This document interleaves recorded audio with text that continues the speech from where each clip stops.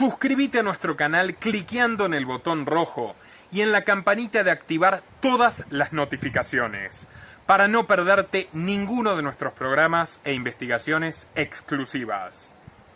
Muy buenas tardes, soy Nicolás Moraz y en el día de hoy tengo el placer de encontrarme nuevamente con mi estimadísimo colega Lorenzo Ramírez, uno de los mejores periodistas económicos, ya no en habla castellana, sino del mundo, y lo digo con total convencimiento de causa. Lorenzo, muy buenas tardes, bienvenido. ¿Qué tal? ¿Qué tal? Encantado de estar una vez más contigo y con tu audiencia, ¿no? Que cada día es mayor a pesar de los malos, ¿verdad? A pesar de los censores, ¿eh? Te felicito por los últimos programas además que has hecho, que la verdad es que tienes tienes una capacidad para tratar prácticamente todos los temas, ¿no? En los que más o menos estamos muchos investigando, ¿no? Y que pues es necesario que mucha gente conozca, porque quedan fuera prácticamente, ¿no? de la agenda setting que decía Marshall McLuhan, ¿no? De esa fijación de la agenda que hacen los medios de comunicación y que pues provoca que mucha gente no sepa, ¿no? Lo que está pasando en realidad. Todavía no nos llegó el apagón, afortunadamente, todavía no nos llegó el apagón. Así que, bueno, Lorenzo, desde la última vez que hablamos, todo lo que planteaste ha dado un avance, digamos, notable y perturbador, más que nada para todas las personas que siguen aspirando a la vieja vida, ¿no? Comer, calentarse, cosas tan consumistas y tan capitalistas como esas. Ante todo, ¿cuál sería tu actualización del panorama económico mundial a partir de la continuidad de la guerra? Y bueno, lo que yo ya estoy empezando a ver, que es una terrible presión sobre el sector alimentario, ¿no? Tanto por el gas, por el gasoil, por los fertilizantes y por el trigo. El tema del sector alimentario era algo yo que empezamos a comentar, si recuerdas, apunté, ¿no? En el anterior programa que se avecinaba una hambruna importante y que tendría lugar seguramente a finales de este año, a principios del que viene, por la alta dependencia de muchos países a ese grano ruso, a ese grano ucraniano, que al fin y al cabo pues es que es el granero del mundo. Era el granero de la Unión Soviética en su momento y tanto Rusia como Ucrania son los mayores productores de grano del mundo, ¿no? Evidentemente, si Occidente decide cortar el comercio, no tanto con Ucrania, sino con Rusia. Ucrania es un país que seguramente esté devastado un tiempo y al que se le aplique un plan Marshall a la ucraniana. De eso ya se está hablando mucho, además, ¿no? Que servirá además pues, para alimentar a esos empresarios, ¿no? A esas multinacionales que junto con el Fondo Monetario y el Banco Mundial saquean de todo lo que pueden. Pero efectivamente esa hambruna se va a producir y esto ya lo estamos viendo en el precio de determinados alimentos, ¿no? También apuntamos que el tema de los fertilizantes era importante. No se está hablando mucho de ello, pero es vital porque hay muchas materias primas que se necesitan para hacer esos fertilizantes. No vamos a entrar un poco en ese tecnicismo, pero es muy importante. También explica muy bien lo que está sucediendo también en el Sáhara Occidental, que a lo mejor es algo que allí en América pues se está hablando un poco menos, pero que aquí en España se está comentando mucho, porque al fin y al cabo el Sáhara Occidental es una tierra muy rica en materias primas que sirven para precisamente hacer esos fertilizantes. Era una tendencia que ya existía, el crecimiento del precio de esos fertilizantes, y ahora se ha agudizado. Un poco la guerra de Ucrania lo que ha hecho ha sido destapar una caja de Pandora que tenía ya todos los males del mundo, ¿verdad? Esa caja de Pandora y que habían sido creados precisamente por esos mismos burócratas que ahora mismo dicen que quieren solucionar los problemas, ¿no? Lo de siempre, ¿no? Ese más Estado, esa más intervención, criticando un mercado que hace ya mucho tiempo que no existe, ¿no? Quizás la principal novedad, por atender un poco a tu pregunta respecto a lo que comentábamos en el pasado programa, es que todavía no se había producido ese repunte, entre comillas, ¿no? De los casos de COVID en China, porque si nos ponemos a analizar un poco las cifras en términos relativos, prácticamente no hay incidencia del COVID en China, 35, 40.000 casos diarios en China, eso es muy poco en comparación con la población que hay, pero sí que estamos viendo unas imágenes muy duras. Teníamos que empezar a preguntarnos cómo en un país donde la tecnología y donde el acceso a Internet y donde el envío de determinadas imágenes está tan controlado, estamos viendo esas determinadas imágenes, a lo mejor es que le interesa a alguien que las veamos, especialmente en el régimen chino, porque si no, evidentemente, igual que no tenemos imágenes de esos campos de concentración chinos que hay, ¿no? Sería muy interesante verlas, tenemos imágenes de otro tipo, ¿no? Teníamos que preguntarnos por qué, pero en el plano económico el impacto es el cierre que se está produciendo ya de puertos importantes en China, ¿no? Entonces, el problema de las cadenas de suministro que tuvimos al principio de la pandemia con los cierres, con los famosos lockdowns, con los confinamientos, vuelve a resurgir ahora, también con motivo del COVID, lo cual introduce otro factor más desestabilizador y que pues, se va a provocar serios problemas de oferta, por un lado, lo cual evidentemente impulsará los precios, y también de demanda, porque estamos en un cambio de ciclo, estamos en un periodo en el cual bueno, pues el poder adquisitivo de la gente está mermando a causa de la inflación, no hay alternativas de ahorro conservador, porque los tipos de interés están completamente manipulados a la baja, y entonces, bueno, pues están generando ciertas burbujas que también van a explotar. La burbuja inmobiliaria es importante, no solo en China, sino también en Estados Unidos y en Europa, porque claro, ante la ausencia de activos conservadores, la gente se tira al ladrillo, eso es muy hispano, eso, bueno, hispano y anglosajón, porque en Estados Unidos también sucede, y en China también, de alguna manera, es una alternativa, un bien raíz. Y bueno, pues ese quizás sea el resumen, ¿no? Tenemos claro que la inflación no está controlada, que hay un interés de los poderes públicos por dejar todavía que esa inflación pues siga cabalgando. De alguna manera beneficia a los poderes públicos porque les ayuda a incrementar la recaudación fiscal a corto plazo, es un poco el pan para hoy y el hambre para mañana, y también les ayuda a que los endeudados pues tengan más facilidad para devolver esa deuda al elevarse, ¿no?, esa inflación y perder, ¿no?, ese dinero, su poder adquisitivo. Pero vamos, esto es un artificio, es decir, en meses vamos a ver una recesión en Estados Unidos, todo el mundo ya lo da por descontado, y la Reserva Federal lo único que tiene que decidir es cuándo la provoca, ¿no? Si uno coge los libros de economía clásica, tendría la Reserva Federal que subir los tipos de interés un 5, un 10%. No digo ya que vayamos a lo que hizo Volcker, ¿no?, después de las dos crisis del petróleo en los años 70, que lo subió al 20%, pero habría que subirlo notablemente. Entonces, aquí se está hablando de subirlos medio punto. James Bullard en la Reserva Federal habla de subir los 3,5 puntos, pero en 2 años, y con eso no controla la inflación. ¿Cuál es el problema? Que no hay solo un componente monetario de la inflación, es decir, no solo se puede detener subiendo tipo de interés, sino que existen otros factores como los que acabamos de comentar, ¿no?, fundamentalmente esa crisis de oferta, que va a seguir impulsando los precios. Y si en esa crisis de oferta afecta también a sectores importantes a la hora de configurar los precios de otras actividades y de otros bienes y servicios, como es el caso de la energía, pues indudablemente vamos a tener un escenario inflacionario durante bastante tiempo, ¿no? Y eso, bueno, es la eutanasia del rentista, y al final es la destrucción de la economía, evidentemente. Y todo por la intervención de los poderes públicos. Una política energética errónea, una política monetaria errónea, políticas fiscales erróneas que nos han traído hasta donde estamos, básicamente. Lorenzo, uno de los arquitectos, indiscutibles arquitectos de buena parte de lo que está ocurriendo en el mundo, el Nobel neokeynesiano Joseph Stiglitz, quien fuera directivo del Banco Mundial junto con Lord Mark Malloch Brown, el número 2 de Soros, quien fuera asesor, yo lo recuerdo esto porque la gente tiene que poner en contexto estos personajes. Yo le llamo Lord Moloch Brown. Lord Moloch Brown, muy bien. Y quien fuera Stiglitz, el asesor económico jefe de Bill Clinton, sí, dijo en una entrevista recientemente, como me acordé de ti, que a Ucrania va a haber que ayudarla, va a ser una gran oportunidad para unar esfuerzos en la moneda mundial. Y dijo, la tenemos que ayudar cediendo parte de nuestros DEGs, los derechos especiales de giro de distintos países. Dijo, no solo los de Ucrania, sino entre todos tenemos que hacer una colecta de DEGs para Ucrania. ¿Qué quiere decir esto para quien no ha escuchado nunca el término DEG?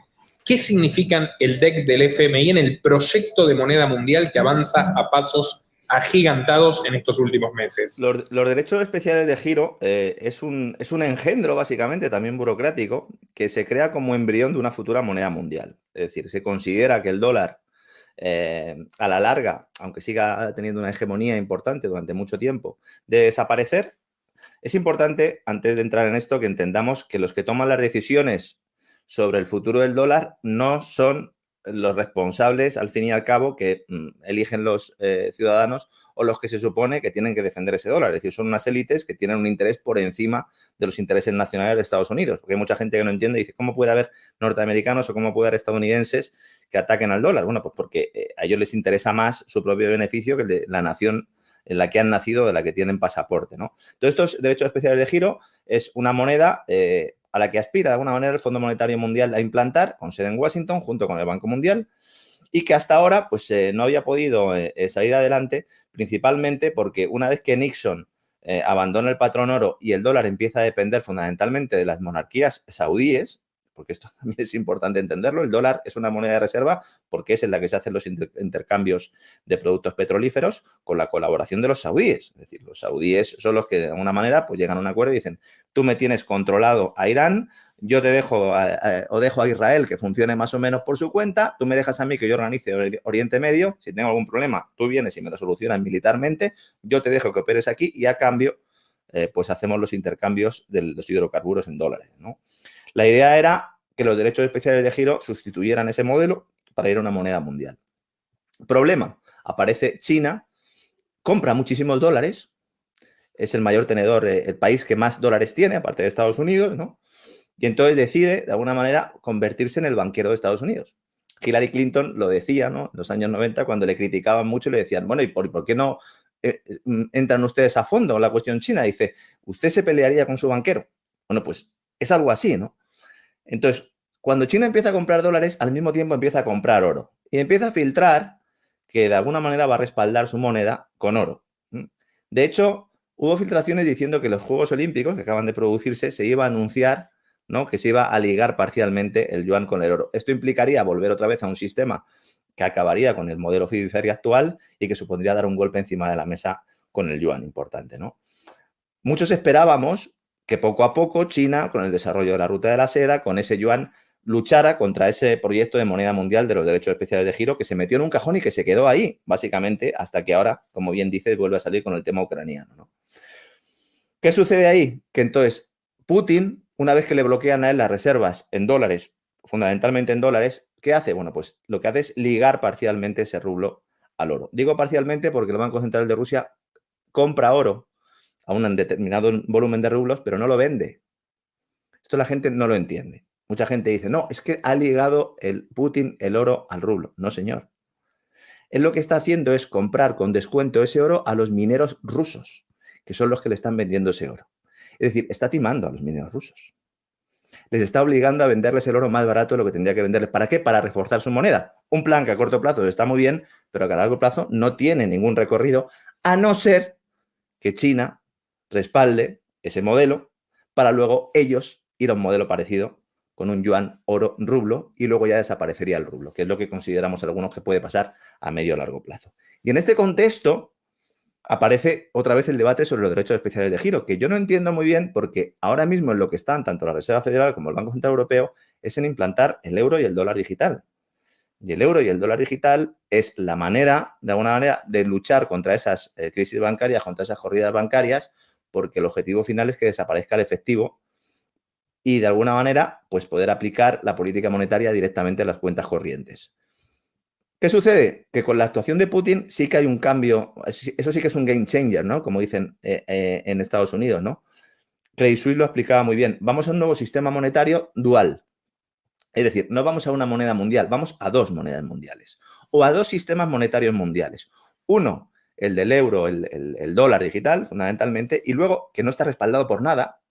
Alguno dirá, bueno, está respaldado por los impuestos futuros que paguemos europeos y estadounidenses. Sí, bien, bien, pero no está respaldados por unos bienes y servicios más allá de los que produzcan estas economías y otro sistema monetario en el cual el rublo y el yuan estén respaldados por las materias primas rusas.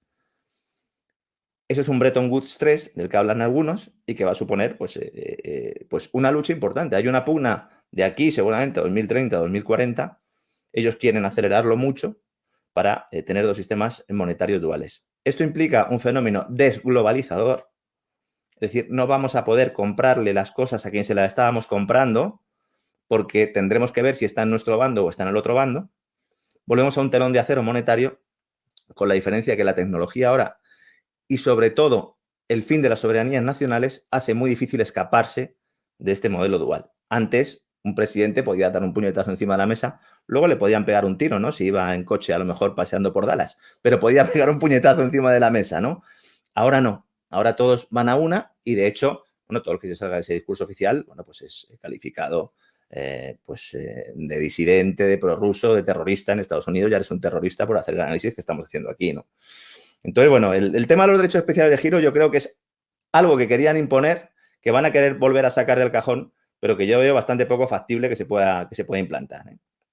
No por falta de ganas, sino porque, como digo, el plan de los chinos y los rusos, por lo menos a corto plazo, yo creo que sí que modifica esos planes, ¿no?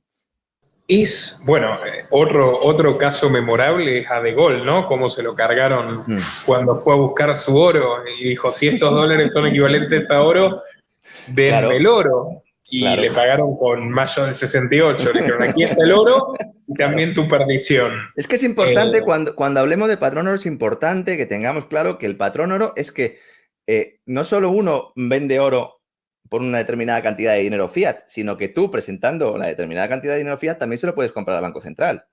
Es decir, tú también puedes ir con los 5.000 rublos a que te den tu oro, pero no, eso el Banco Central no quiere, evidentemente, ¿no? Porque es una medida para proteger al rublo y una medida a corto plazo que, bueno, pues yo creo que va a tener problemas Rusia para poder mantenerlo en el tiempo. De hecho, en el comunicado del Banco Central ruso ya especifican que ese tipo de cambio puede variar, con lo cual, por definición, un patrón oro con una divisa no puede variar ese tipo de cambio, porque si varía el tipo de cambio ya no es un patrón. Entonces, bueno, estamos enseñando un poco la patita. Yo pensaba que lo harían los chinos, ¿eh?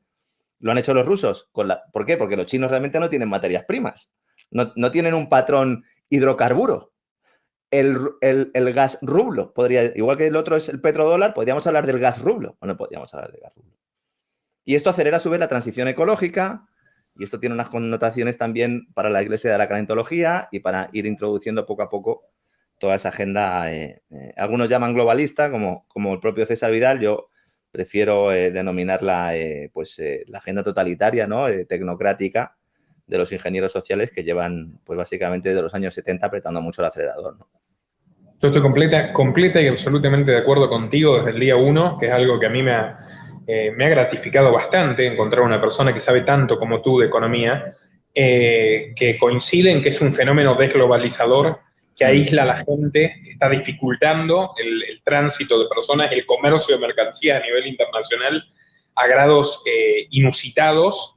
La pandemia, la guerra, ya cada vez es peor. O sea, es notable, vamos a terminar como el feudalismo, atados al lugar donde nacimos. El problema es que muchos críticos, sobre todo de izquierda o de pensamiento más colectivista, porque también hay muchos de derecha así, más colectivista, vamos a ser más exactos o más estatistas, cuando critican ese proceso no se dan cuenta de que están haciendo el juego a los malos. Me explico.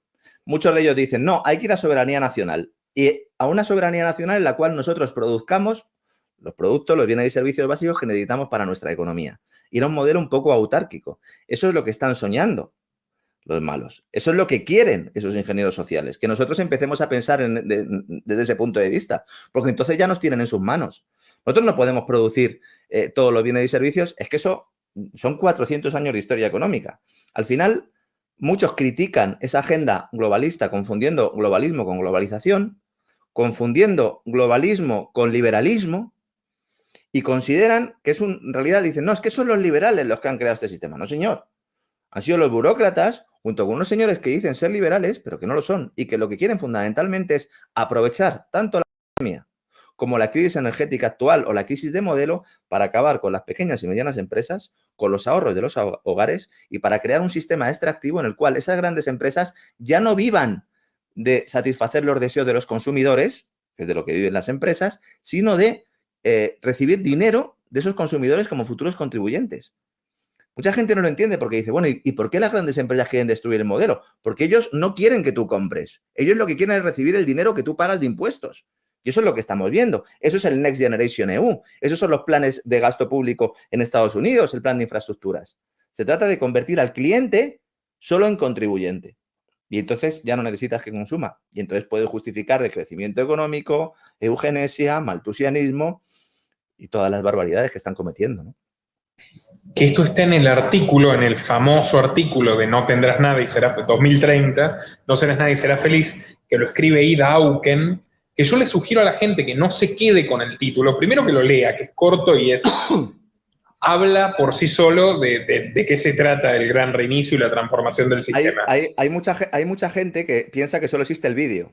El vídeo ese famoso de No tendrás nadie y serás feliz. No, el vídeo se acompaña al artículo que tú citas y que es muy interesante y que está en la web del Foro Económico Mundial. Creo que está en castellano también, o en español. Que además es interesante revisar rápidamente la biografía de la autora, porque la autora es una política del programa de jóvenes líderes que entró siendo trotskista, pertenecía a la izquierda radical, después como socialdemócrata llegó a ser ministra de Ambiente de Dinamarca, y en Dinamarca se le acusa de que sus regulaciones generaron una crisis económica focal, bueno, en fin, que no se había visto en Europa directamente, y luego termina que en el Partido Verde, o sea, 3 partidos en 5 años, que es más o menos el perfil de funcionario multifunción, ¿no?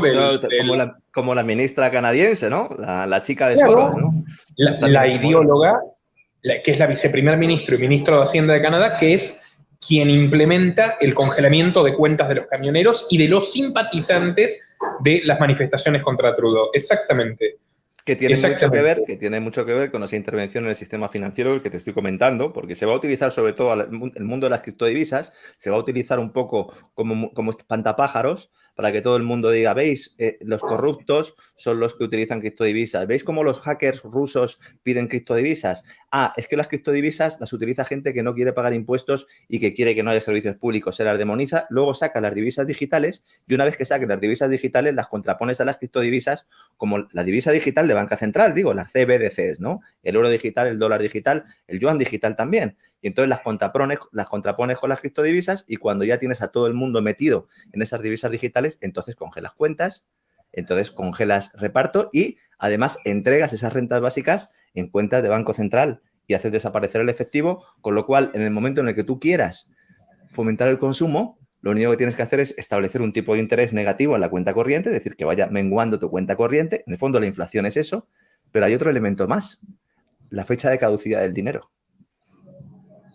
El dinero oxidable con fecha de vencimiento. Ha habido muchos experimentos a lo largo de la historia, pero es que ahora ya se puede implantar. De hecho, en el yuan digital, una de las características que tiene es que el gobierno no lo ha hecho todavía, pero puede hacerlo. Es decir, puede determinar que una cantidad de tu renta la tengas que gastar en el año. Sería el sueño húmedo de Keynes.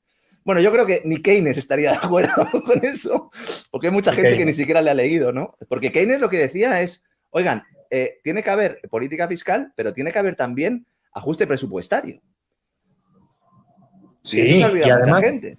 que todo ese modelo keynesiano de forzar el consumo, que claramente es errado, de todas formas es un paradigma de crisis que él dice que hay que sostenerlo en un momento muy específico y luego hay que volver a la ortodoxia.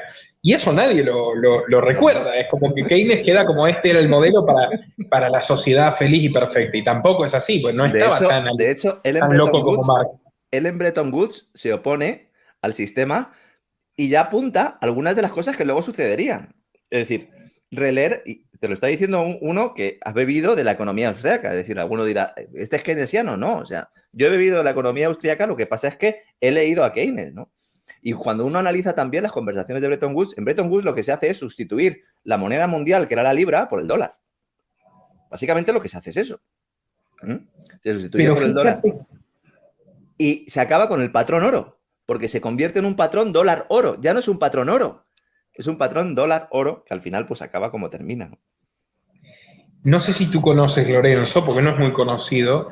Hay un economista alemán del siglo XIX, mutualista, viste que los mutualistas tienen en la cuestión de interés, renta, unas ideas extremadamente floridas y particulares, que se llama Silvio Gesell.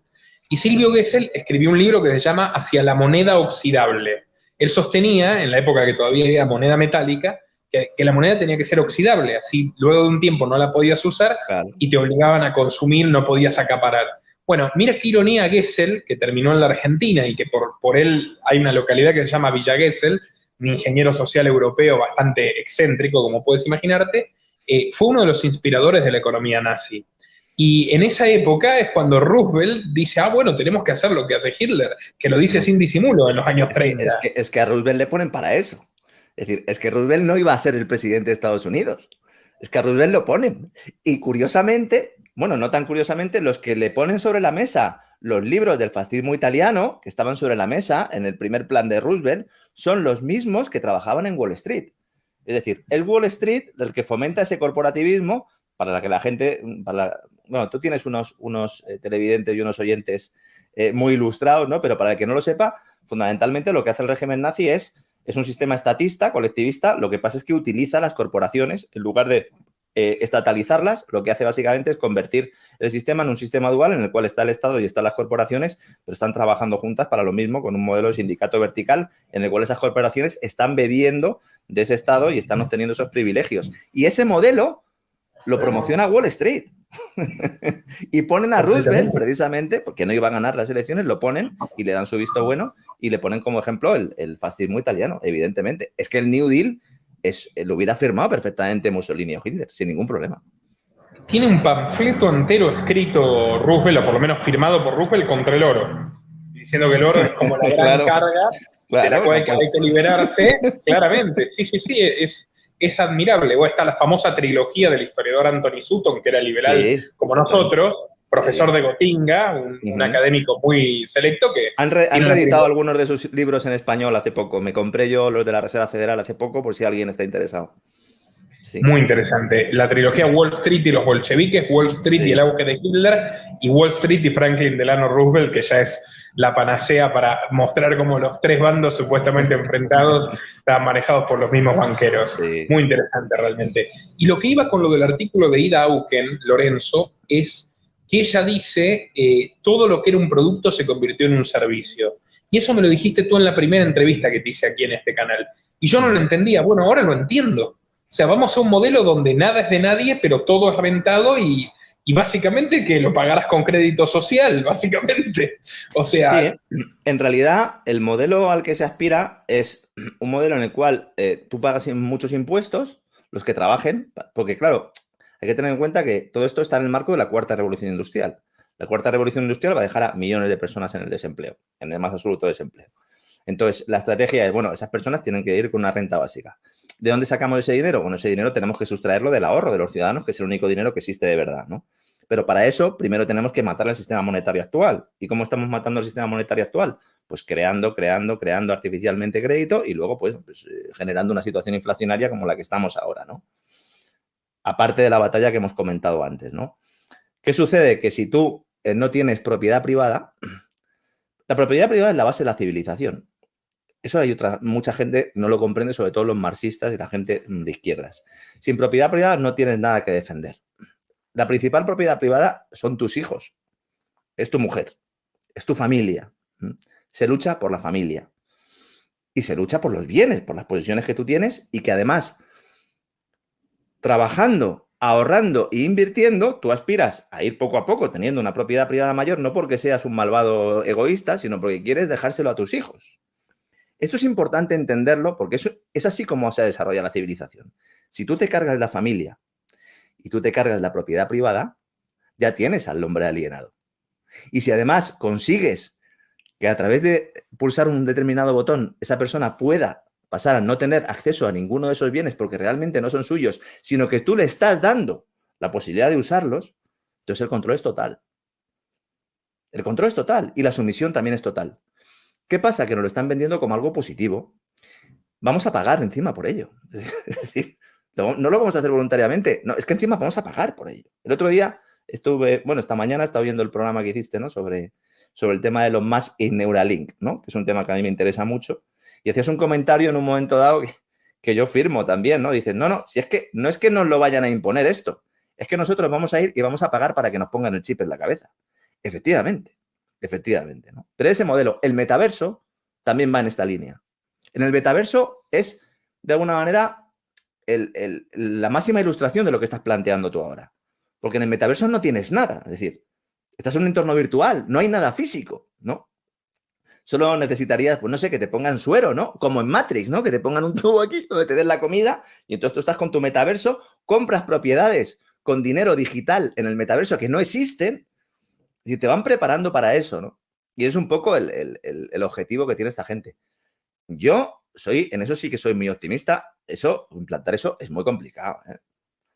Los ingenieros sociales han fracasado siempre. Lo que pasa es que han dejado un reguero de cadáveres impresionante, ¿eh? O sea, yo en ningún momento pienso que esta gente vaya a conseguir sus objetivos. O sea, en ningún momento, porque es que es imposible que los consigan. No pueden tener tanto conocimiento. Si se lee a Hayek, uno se da cuenta de ello. El hombre no es Dios. O sea, no es omnisciente, ¿no? Si quieres, apartamos un poco el tema religioso. Hayek lo planteaba, ¿no? Hayek decía, el hombre no es omnisciente, con lo cual el comunismo o cualquier sistema colectivista no puede funcionar, cualquier sistema de ingeniería social no puede funcionar, porque al no tener todo el conocimiento no podemos acotarlo todo. Pero es claro, que la catalaxia, el sistema de precios, es lo que nos permite lidiar con la infinita complejidad de la organización social. Por eso se han cargado el sistema de precios. Esa es la clave de la intervención del dinero. Por eso yo siempre digo que no puede haber mercado mientras que haya creación de dinero de la nada. No puede haber mercado mientras un tipo de interés esté intervenido. Porque es el precio más importante de la economía. Entonces, si tú lo manipulas, bueno, pues sucede lo que sucede, que la gente adopta riesgos sin saber que lo está adoptando. La cantidad de personas que han comprado activos porque les decían que no tenían prácticamente riesgo y están perdiendo hasta la camisa. Ahorradores, pues como podemos ser, y trabajadores como tú y como yo, que se les está engañando, se les está mintiendo y se les está diciendo, oye, no, nosotros lo vamos a solucionar. No lo van a poder solucionar. El problema, insisto, es que en el camino van a dejar un reguero de cadáveres. De hecho, ya lo están dejando. A mí lo que me asombra, yo estoy completamente de acuerdo contigo, en que los planificadores inexorablemente fracasan y caen por su propio peso. El punto es, hay que ver cuándo, ¿no? Pero bueno, de todas maneras estoy de acuerdo contigo. Ahora, esta cuestión de avanzar hacia un mundo donde se robotiza el trabajo y la gente queda esclavizada por una renta universal es el presupuesto final del capital. O sea, es la idea de, una vez que termine la dictadura del proletariado, vamos a vivir así, porque es la idea marxista clásica, la utopía final, y también está, fíjate que en el bando opuesto, o hasta ahí, opuesto hasta cierto punto, Julian Huxley, el hermano de Aldous Huxley, el que es el padre del transhumanismo, el fundador de la UNESCO, del Ministerio de Educación Global. Recomiendo a todo el mundo que acuda, perdona que te interrumpa, recomiendo a todo el mundo que busque el discurso inaugural de Huxley en la UNESCO, porque van a alucinar, ¿no?, de la catadura moral del personaje. Sí, y que su hermano además se peleaban bastante, porque Aldous era spenceriano. Decía, pero tú estás loco. Le decía, literalmente en las cartas, le dice, tú estás loco de remate, le dice Aldous Huxley al hermano. Y loco de remate y todo, también fue uno de los pioneros del Club de Roma, que es la precuela del Foro Económico Mundial. Bueno, Huxley decía lo mismo, Julian Huxley decía exactamente lo mismo. Y Schumpeter, en clave crítica, no sé si te acuerdas, dice que el capitalismo se suicidará. Bueno, para mí que lo han matado. No es que se suicidó, lo mataron. Pero más o menos la conclusión era esta. En este libro lo cuenta. Cuéntanos, ¿nos lo puedes contar, Lorenzo? Este libro está muy bien, sobre todo releerlo después, ¿no?, ya cuando han pasado unos años, porque Schumpeter, de alguna manera, analiza el mensaje de Marx años después, hace una crítica, en la cual también tiene sus propios fallos el propio Schumpeter, pero anticipa un modelo que tenemos ahora, y es el modelo de la gran empresa como un gran ministerio, que se termina burocratizando porque ante la ausencia de mercado, el capitalismo tiene el embrión de su propia destrucción, ¿no?, es lo que se plantea de alguna manera, y entonces esas grandes empresas se convierten en megacorporaciones que se burocratizan y que se fusionan y que tienen los mismos defectos que el poder estatal, ¿no? Y en ese sentido es un libro súper interesante, ¿no?, y que recomiendo a todo el mundo que lea, ¿no? Con el tema de la robotización también es importante que no perdamos de vista una cosa. Es cierta la crítica que haces, yo también la hago, la he hecho en el programa de Gran Reseteo muchas veces, porque me parece que el modelo que quieren de cuarta revolución industrial, que es como le llaman a esta agenda transhumanista, me parece que tiene mucho peligro. Pero si te das cuenta, la crítica que estamos haciendo es muy parecida a la que se hizo cuando se empezaron a instalar los primeros talares en Reino Unido o cuando empieza la revolución industrial. Es decir, el temor era el mismo, decían, va a desaparecer el trabajo, se va a mecanizar todo. Entonces, la cuestión no es que se vaya a mecanizar el trabajo o que vayan a hacer robots nuestro trabajo. Ese modelo va a ser un desarrollo evolutivo de las instituciones, del dinero, del empleo, de las personas, o va a ser dirigido por unos señores que tienen una agenda propia, particular. Ese es el problema. Es decir, el problema no es que se robotice la sociedad. Es decir, eso tiene que ocurrir. O sea, hay determinadas tareas que el hombre va a dejar de hacer. Y que es normal que deje de hacer. Ahora, si la deja de hacer porque hay un poder público que determina, no, tú no puedes tener energía eléctrica porque no puedes quemar carbón. No, tú no puedes producir eso porque hay otro país que lo está produciendo al lado y te voy a poner una cuota porque entonces el agricultor del otro país se enfada conmigo y entonces no me va a votar en las próximas elecciones. Ese es el gran problema. Ese es el gran problema, ¿no? Entonces, bueno, es indudable que la revolución tecnológica va a provocar un cambio en el empleo como nunca hemos visto, ¿no? Y que va a haber muchos empleos que van a desaparecer y otros se van a crear nuevos. Todos los estudios que yo he leído hasta el momento consideran que se van a destruir más empleos de los que se van a crear. Evidentemente, ¿no? Pero bueno, para eso también, pues, los poderes públicos, los intelectuales sobre todo, porque yo en los poderes públicos no confío, en los intelectuales tampoco, ¿no? Ese famoso texto, ¿no? De los intelectuales y el capitalismo, ¿no? Que también recomiendo a todo el mundo que lea para que vean cómo el intelectual es proclive, ¿no? A atacar al capitalismo, pero hay que explicarle a la gente que vamos a esa sociedad para prepararnos a nosotros y sobre todo a nuestros hijos. Es decir, el que tenga un hijo y no piense que a los 10 o 15 años tiene que saber programar, tiene que saber inglés y tiene que tener la capacidad de poder trabajar online en cualquier parte del mundo, es que se está equivocando del asunto. ¿Todos vamos a tener capacidad de poderle dar esa educación a nuestros hijos? No. Pero desde luego tenemos que saber que vamos a ese mundo. Las profesiones van a cambiar. Las universidades están completamente en el siglo XIX, no se han enterado de qué va la película. No hay una relación entre el nivel educativo y el nivel laboral. Nos están mintiendo todo el rato, entonces no nos podemos preparar para esa sociedad. Y yo ahí es donde veo realmente el problema, ¿no? ¿Va a haber ganadores y perdedores? Evidentemente, como en todo proceso de la historia. Pero es que eso no tiene por qué ser malo en sí. Es que, Lorenzo, mira, citas Los intelectuales del capitalismo de Hayek, una obra muy recomendable, la verdad, especialmente para analizar a los Stiglitz, a los Janet Yellen de este mundo. Exactamente. ¿Lo has visto al Yuval Harari, este filólogo? Dedicamos un programa nosotros en el Gran Reseteo. El gurú, creo que lo titulé algo así como el gurú de Silicon Valley, ¿no? Y profeta de la agenda transhumanista. Este es un hombre que es un hombre que está mal de la cabeza, básicamente, para que nos entendamos. Todo el que haya leído Homo Deus, ¿no? Que es ¿cuál era el otro? El de los monos, ¿no? ¿Cómo se llama el otro libro? Te lo voy a mirar porque me gusta ser exacto, ¿no? Tiene el libro de Homo Deus, es el último que ha sacado. Pero tiene otro que se llama, creo que es Homo Sapiens. Voy a mirarlo, ¿no? Y este tipo fundamentalmente lo que plantea es... Primero hay que decir que es el autor de cabecera de Bill Gates. Yo creo que con eso, ¿no? Sapiens, de animales a hombres, ¿no?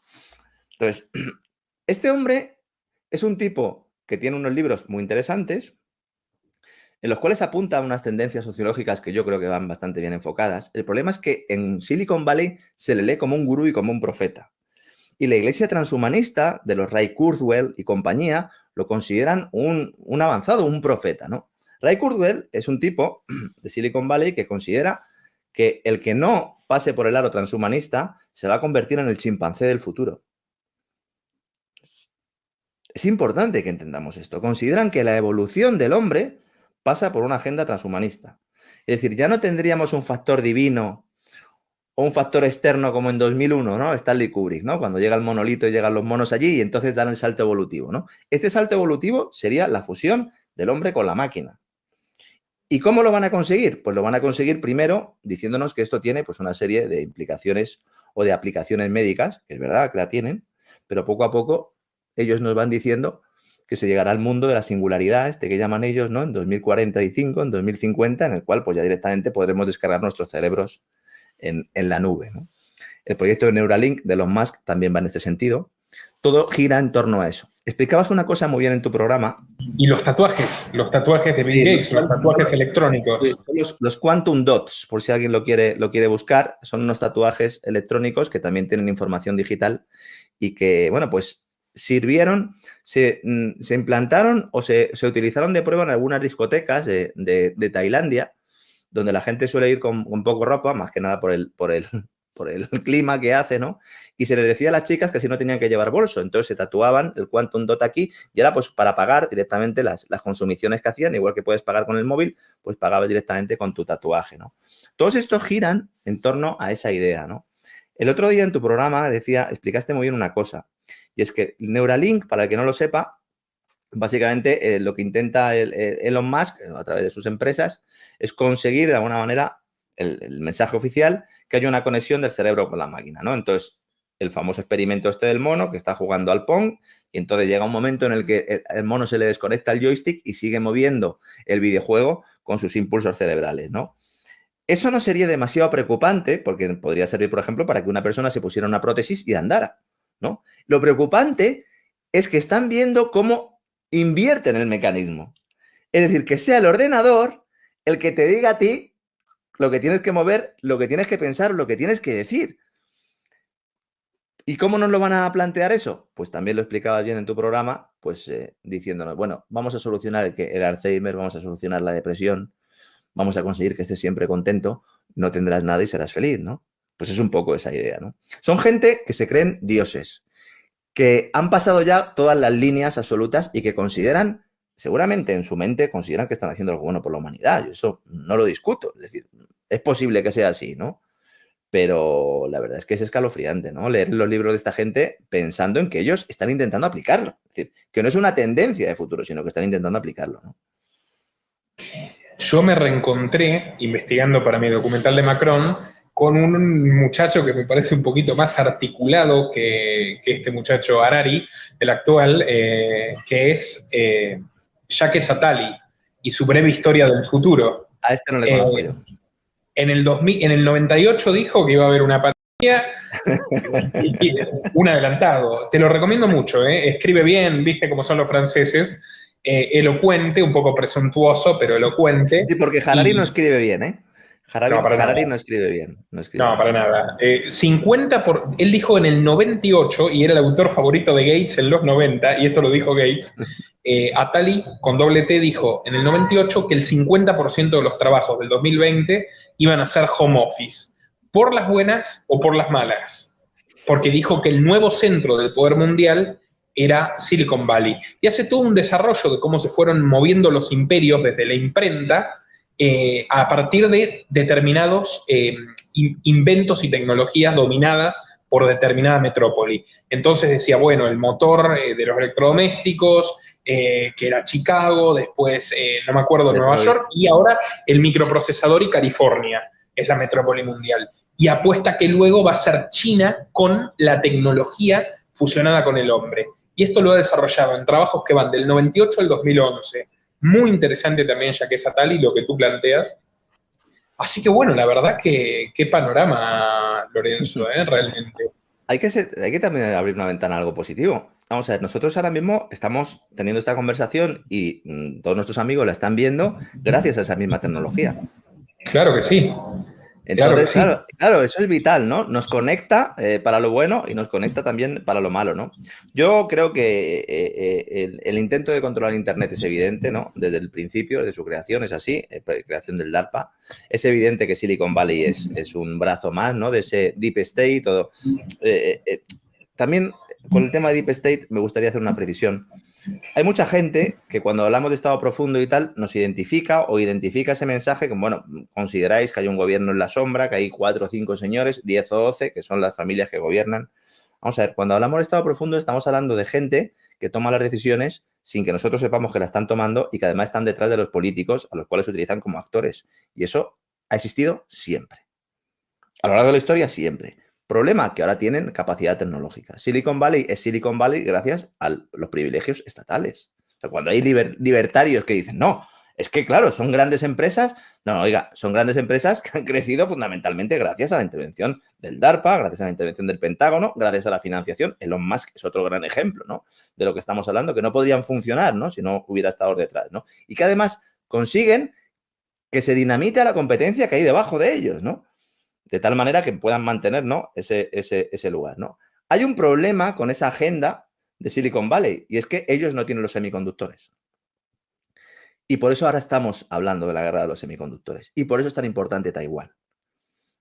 Y por eso el foco está puesto en Taiwán. A China no es que le interese especialmente Taiwán, que sí, que es el proyecto de una única China, nunca lo han considerado un país independiente, etcétera, etcétera. Pero el problema de China ahora es que es la llave de los semiconductores. Seguramente, dentro de unos años, no muchos, veamos a Japón haciendo intervenciones militares en la zona por orden de Estados Unidos. Que fíjate, ¿para qué fue la Segunda Guerra Mundial? Alemania lleva siendo un protectorado de la OTAN, Estados Unidos, Reino Unido, desde la Segunda Guerra Mundial. Ahora mismo acaba de suicidarse Alemania con las políticas de sanciones a Rusia y el tema del gas, etcétera, etcétera, que si quieres luego podemos hablar, ¿no? Y Japón se va a convertir en el policía del Pacífico y va a ser el que ponga allí los hombres, ¿no? Si hay un eventual... Por cierto, el país más endeudado de la historia universal, sí. Japón. Sí, que el consigue... país más endeudado. Sí, mucha gente dice, bueno, y entonces, ¿por qué tienen un Producto Interior Bruto tan importante? Bueno, porque los japoneses tienen una cosa, es que los japoneses llevan tanto tiempo en las 3 décadas perdidas ya, ¿no? En esta situación económica que ahorran. Es decir, ellos no se fían de sus gobernantes y además trabajan. Entonces, claro, esas dos cosas pues hacen, ¿no?, que el país siga manteniéndose en un estatus envidiable, aunque está en una crisis endémica. Se hablaba primero de la década perdida, luego de las 2 décadas perdidas. Al final serán las tres décadas perdidas, ¿no? Lorenzo, bueno, claro, Taiwán, por las tierras raras, ¿no? Los materiales que... Fundamentalmente es que tienen la mayor empresa de semiconductores. Entonces, ese es el asunto, ¿no? Las tierras raras las tiene China. El material para hacer los semiconductores, fundamentalmente, bueno, en general vamos a abrir un poco más el foco. Para implantar esa sociedad tecnocrática, digital, el 90% de las tierras raras las tiene China. El 90%. ¿A China qué le falta? Le falta la tecnología, que la tiene Taiwán, la empresa taiwanesa.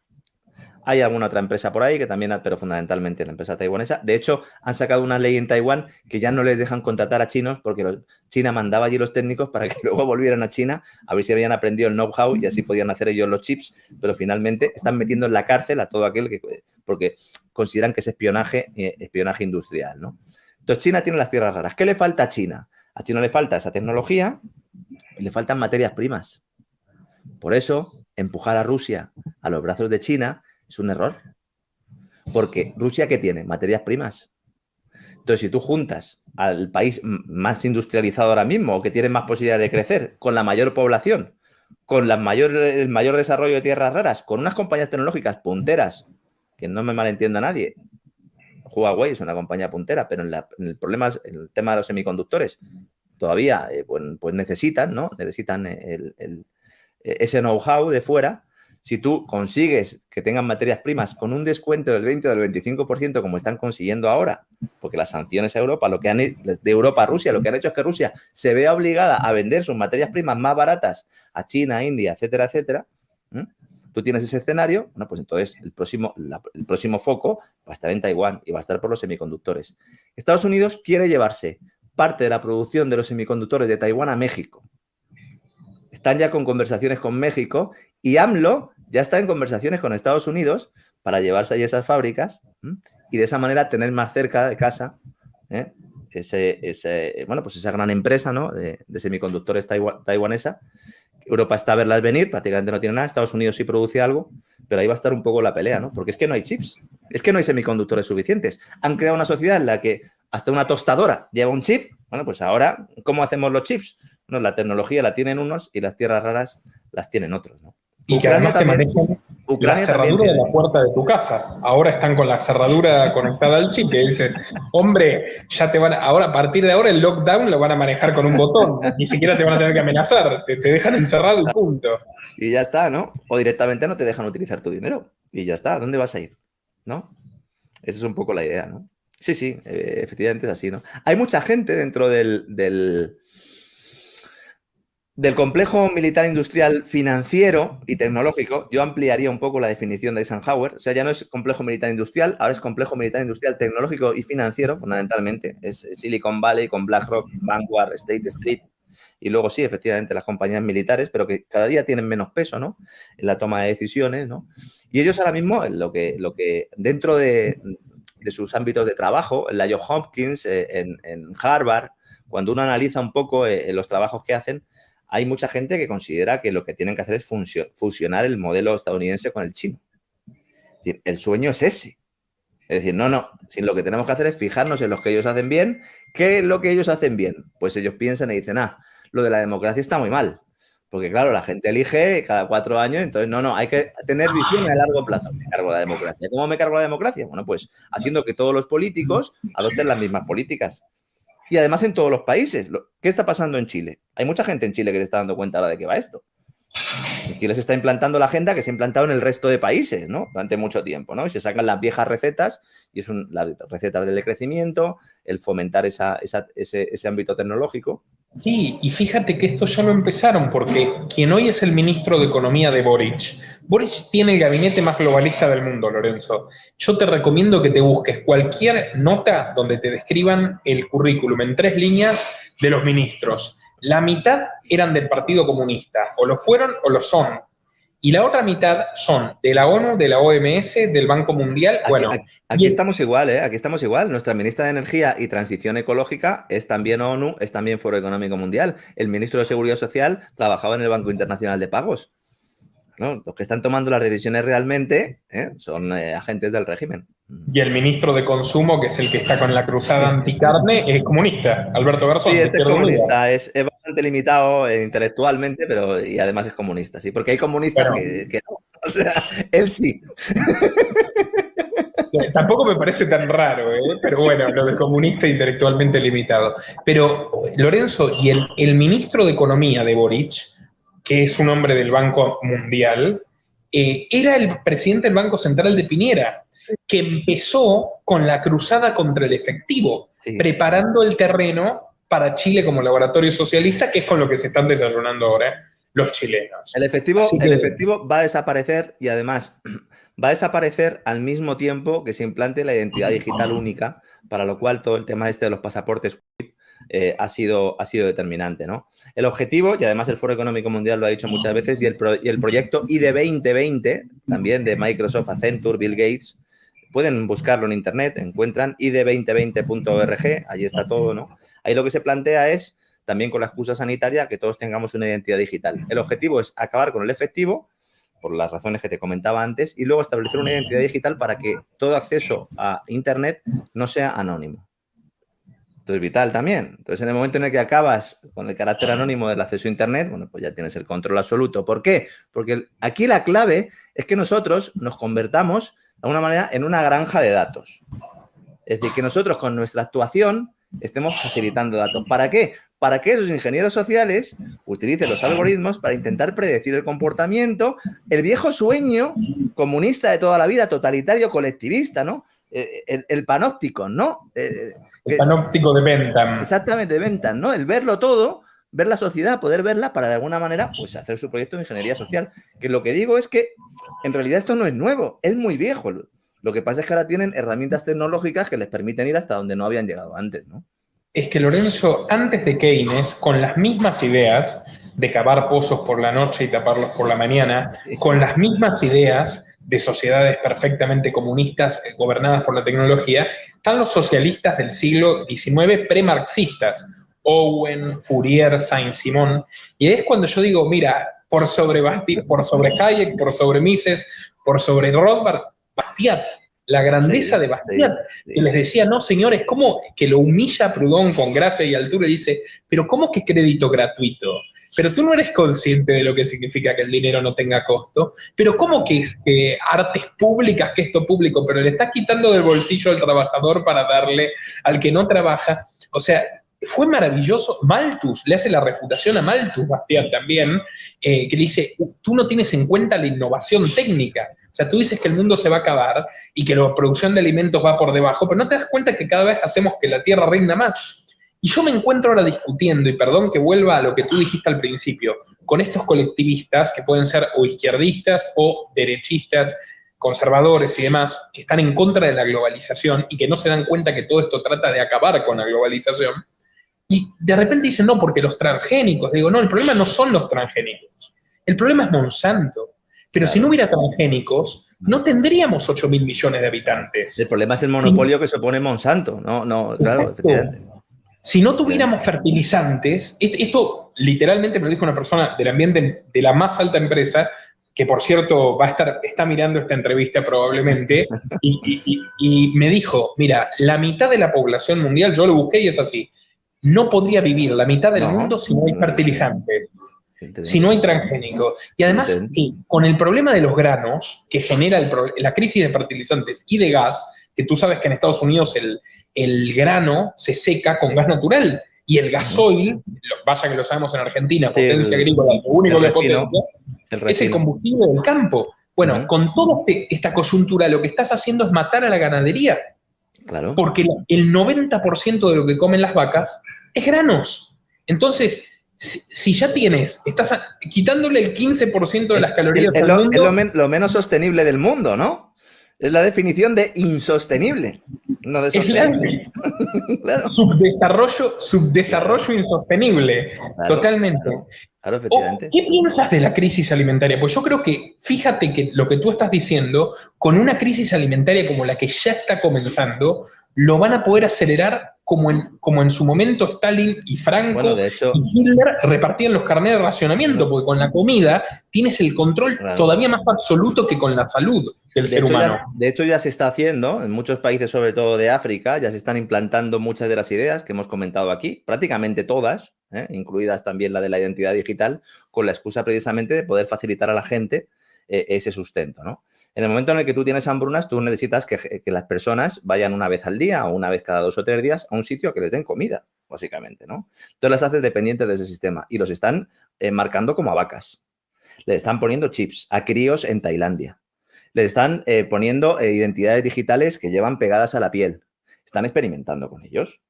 Y están creando un modelo al mismo tiempo que los matan. Porque eso es otra cosa que tenemos que tener claro. Esta gente lo que quiere es que haya menos gente, menos población en el mundo. Y consideran que tienen que matarlos. La agenda climática, fundamentalmente, es una agenda asesina para los países subdesarrollados. Porque les obliga a tener energía cara, que no pueden tener energía cara y por lo tanto las condenan a su desarrollo. Las ayudas al desarrollo, las famosas ayudas al desarrollo, están creadas también para destruir economías y generar muertes. Y esto es muy duro, pero hay que decirlo. Si una persona en un pueblecito de África tiene una vaca y la ordeña y vende la leche a la gente que tiene alrededor y de repente llega un camión con 35 toneladas de leche en polvo, ese hombre, ¿qué hace con su vaca? Ya no puede vender la leche, porque la leche es gratis. ¿Qué hace con su vaca? La mata o la vende. Eso es destruir capacidad productiva. No se deja a los países que desarrollen. Hay que tener energía barata. Que contamine poco, que contamine lo menos posible. Pero ¿qué vamos a hacer nosotros? Hemos estado quemando carbón como si no hubiera un mañana durante toda la revolución industrial. Y ahora le vamos a decir al señor de Nigeria, no, usted tiene un montón de gas ahí, pero no lo queme, por favor. Es que es más, es que Alemania produce electricidad. El año pasado, la principal fuente de generación eléctrica fue la quema de carbón en Alemania. Y estamos diciéndole a los países del tercer mundo, no, usted no, usted no. En España tenemos gas. Tenemos gas para 40 años. No lo podemos sacar porque hay una ley que prohíbe el fracking. Y estamos comprando eso en Argelia.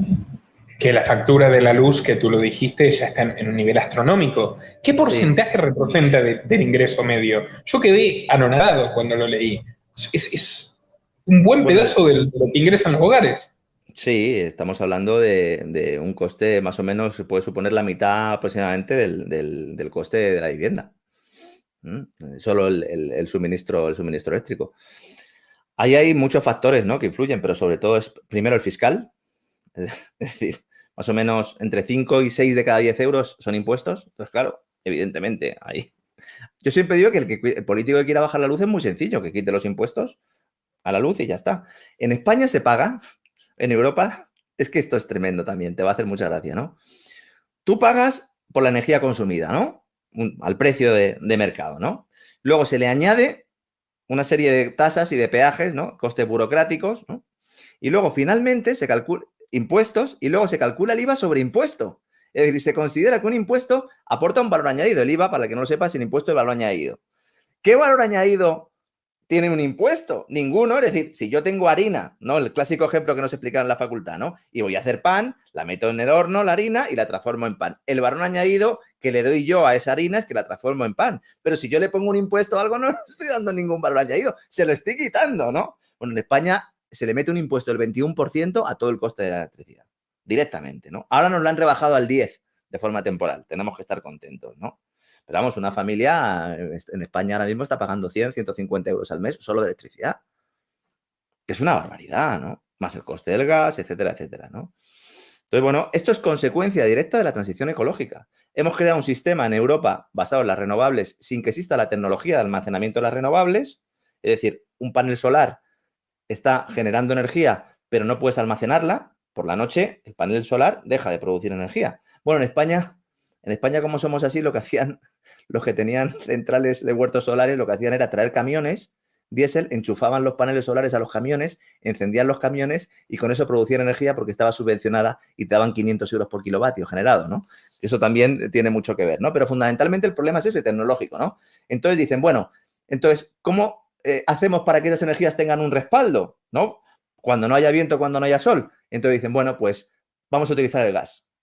Estupendo. ¿Y la nuclear? No, la nuclear no, porque fíjate lo que pasó en Fukushima y tal, no, la nuclear no. Muy bien. Es la más limpia, la más barata. Es la única más que no emite CO2, precisamente. Es increíble. Francia dice hacer vosotros lo que queráis, yo voy a seguir con mis nucleares. Alemania quita todas las nucleares y nadie se pregunta qué estrategia es que tu energía de respaldo, el gas, sea una fuente de energía que tú no tienes y que se la tienes que comprar a los rusos. Claro, evidentemente tienes un problema, ¿no? Tienes un problema gravísimo, ¿no? Pero es que esto no lo sabemos tú y yo porque somos muy listos. Esto lo sabían ellos desde el primer momento. Por eso yo digo que es algo completamente voluntario. Porque si no es voluntario es aún peor. O sea, si esto es siempre incompetencia es aún peor. Entonces hay que cogerlos y meterlos en la cárcel por incompetentes, ¿no? 40 o 50 años, ¿no? Bueno, la verdad sí, no quiero ser no quiero decir algo cancelable, que ya bastantes cosas hemos dicho, pero si vamos a aplicar la eugenesia, creo que va a desfavorecer bastante a la clase dominante, realmente. Lorenzo, y una cuestión más, ¿no? Que si quieres ya un poco más a lo filosófico, creo que el ecologismo es la peor amenaza, este ecologismo, ¿no? Es la peor amenaza que hay al ser humano, o sea, es tan ridículo, o sea, lo único que nos hace competentes como especie es la capacidad de servirnos de la naturaleza. Y que ahora vengan unos señoritos primermundistas a decir que la vida de un pájaro vale lo mismo o más que la de un niño africano, o que el arbolito del Amazonas vale más que el niño del Amazonas que necesita un techo, me parece que ya directamente es la doctrina antihumana final. Y no me sorprende que los primeros ecologistas haya sido, por ejemplo, Hitler, uno de los primeros ecologistas. De hecho, el fin de semana pasado hicimos un programa en cesarvidal.tv precisamente eso, el origen nazi de la ideología ecologista, el ecofascismo, ¿no? Cosificar a las personas. Sí, te gustará ese. Cosificar a las personas es el primer elemento para luego poder asesinarlas. Es decir, porque cuando tú deshumanizas, ya directamente. Entonces, fíjate. Qué curioso, ¿no? Se pone por delante al animal cuando tú en realidad lo que quieres es convertir al hombre en un animal para cosificarlo, para poder hacerle cosas, quitarle su elemento espiritual, etcétera, etcétera, ¿no? Eso es en algo en lo que tú y yo no coincidimos, pero si te fijas, el enfoque es el mismo, porque eso de servirse de la naturaleza es también lo que se plantea, ¿no? En la religión cristiana se plantea, oiga, bueno, en todas las religiones del libro, creo a los animales, ¿no? Y luego creo al hombre y digo, bueno, y ahora crecer multiplicados, utilizar la naturaleza, ¿no? Yo siempre que me plantean una cuestión así, digo, lean a los ecologistas. Es decir, no le hagan caso a Nicolás Moras o a Lorenzo Ramírez. Cójanse un libro traducido al español, además hace muy poco, de Michael Schellenberger, ¿no? Que se titula No hay apocalipsis. O de Bjorn Borg, ¿no? También hay varios libros suyos en castellano, ¿no? Ellos lo explican perfectamente. El ecologismo, que nace, yo creo que de una manera bastante sana y bastante natural, es decir, oiga, estamos aquí contaminando, estamos vertiendo a los ríos, no hay... Que eso es otro tema que podríamos analizar hasta qué punto eso también es responsabilidad de que los ríos no sean privados, porque el derecho de propiedad, claro, si el río fuera privado, a ver quién iba ahí a echar vertidos. Como no es de nadie, la tragedia de los bienes comunes lo echamos y ya está, ¿no? Pero bueno, eso podríamos hablar largo y tendido en otro programa, porque se están privatizando, pero se están privatizando robando, ¿no? Que es otra vía, ¿no? Entonces, ese ecologismo, que es natural, se orienta hacia la demonización del ser humano. Es decir, ya no se trata de proteger al planeta, sino de castigar al ser humano. El Club de Roma se funda sobre una idea que es el hombre es el mayor enemigo del planeta. El hombre es un virus. La película 12 monos, muchos recordarán, de Brad Pitt, el movimiento este terrorista, toda la ideología que planteaba, uno ve la película ahora y eso es Greta Thunberg. Eso es lo que tenemos hoy en día, ¿no? Entonces, se secuestra ese ecologismo. Muchos ecologistas se están dando cuenta de eso ahora, porque están empezando a plantearse. Pero ¿qué pasa? Aquí lo único importante es el CO2. Como, no, el mayor problema climático ahora mismo no es el CO2. El mayor problema climático son que hay 4 o 5 ríos en el mundo que llevan una cantidad de vertidos y de plásticos y están destruyendo el mar. ¿Hay alguien a quien le importe eso? No le importa a nadie. Solo nos preocupamos del CO2 cuando además el propio planeta está compensando esas mayores emisiones de CO2 según estudios recientes que hemos tenido, ¿no? Además, Lorenzo, la ignorancia que reina en este tema es supina. Por ejemplo, es que es una religión, es que es una religión. Se ha convertido en una religión. Ese es el problema. Que se quiere quedar con el Amazonas y dice el Amazonas es el pulmón del mundo. 1000 veces mentira. O sea, hasta el consenso científico explica que los árboles producen oxígeno, consumen más cuando crecen, pero los árboles que ya llegaron a su edad máxima consumen oxígeno y lo que produce el oxígeno son los océanos. Tú lo estás diciendo, los verdaderos pulmones del mundo son los océanos y lo que se está contaminando es los océanos. Entonces está todo mal. Patrick Moore, que es el fundador de Greenpeace, escribió un libro explicando por qué se separó de Greenpeace y dijo, del primero al último son politólogos, abogados, sociólogos, no hay ningún científico en Greenpeace. O sea, es literalmente una organización de lobby político. Sí, sí, y que además trabaja, ¿no?, con los sospechosos habituales, fondos de inversión tal, a los que muchos que se asocian a Greenpeace, que además son relativamente, bueno, son mucha gente de izquierdas, ¿no? No saben que en realidad están colaborando con Larry Fink de BlackRock, ¿no? Mira, he ido a buscarlo porque es que quería citarlo expresamente por si alguien quiere buscarlo. Hay un estudio en Nature, recién publicado, que la absorción natural de CO2, natural del mundo, ha crecido al ritmo de las emisiones. Es decir, esto derrumba completamente el discurso, ¿no? Cuando se crea el panel intergubernamental del cambio climático de la ONU, hay muchos científicos que no quisieron firmar el documento final. Gran mentira. Y cuando tú hablas con algún científico de verdad y ya no hay micrófono, le empiezas a apretar, ya te dice, pues sí, de verdad, esto es un tema político, pero viene bien, porque está bien, porque al final no contaminar es algo bueno. Y eso es con lo que se queda la gente, pero no se dan cuenta de que están en un fenómeno deshumanizador, que persigue al individuo, que persigue al hombre, que va a justificar directamente que haya pueblos que sean condenados al hambre y a la miseria, como está sucediendo en nuestros días, ¿no? El tema de la energía es fundamental, es decir, a un país que no pueda producir su propia energía cuando tiene recursos y además van las empresas occidentales de la mano del Fondo Monetario Internacional a saqueárselos y además lo defienden supuestos liberales. No hay ningún liberal que pueda defender al Fondo Monetario Internacional. A ver, el liberalismo primero es la cuna del antiimperialismo, porque antes que cualquier marxista se apropie de ello, nosotros entendimos que la expresión máxima del Estado es el imperio. Es cuando ya no tienes más que robarle a tus ciudadanos, vas por los demás. Esto es una cosa que te digo que es peor que el siglo XIX. Primero lo que haces es que consigues que tenga una destrucción económica absoluta y luego le prestas tú el dinero. Pero lo peor de todo es que ni siquiera tienes tú el dinero. Porque si tuvieras tú el dinero, dices, bueno, pues se lo presto. No, lo creas de la nada, le pasa la inflación a tus ciudadanos o a los de otros países, que es lo que está haciendo Estados Unidos siempre, le dejas el dinero a ese señor corrupto que luego, con ese mismo dinero creado de la nada, le paga a tus corporaciones, que son las que van a saquear el país, ¿no? Claro. Y además, en esto los izquierdistas, cómo se equivocan, lo explica muy bien Miguel Ancho Bastos, el imperio es un lastre para los ciudadanos de la metrópoli. Cuando Francia pierde las colonias, se va para arriba. Cuando España pierde las últimas, sube la bolsa de Madrid. O sea, ¿por qué? Porque tú le quitas, como lo dijiste tú, le quitas recursos a los españoles, le quitas hombres jóvenes que mandas a morir y a matar a otra tierra por el puro capricho de los políticos. Al final siempre terminamos cayendo en el Estado.